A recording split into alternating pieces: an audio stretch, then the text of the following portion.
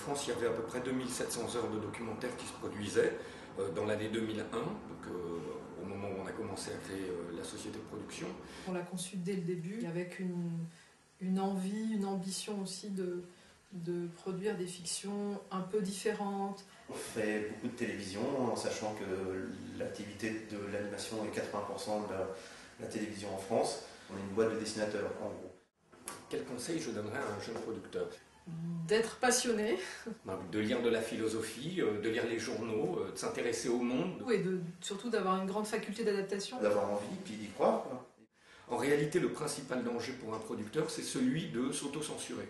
Après, c'est toujours la même chose, un programme, il nous manque toujours 20% pour le financer comme il faut. On entend de la part des diffuseurs un discours qui vise à réduire les coûts. Les projets les plus ambitieux, en tout cas les plus événementiels et spectaculaires, se montent sur la base de coproduction.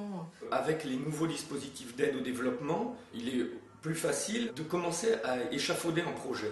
On a plusieurs dispositifs qui sont excellents, notamment en premier lieu le CNC. Je ne pense pas que ça aide en termes d'innovation parce que l'innovation, elle provient à la source des projets, de l'écriture.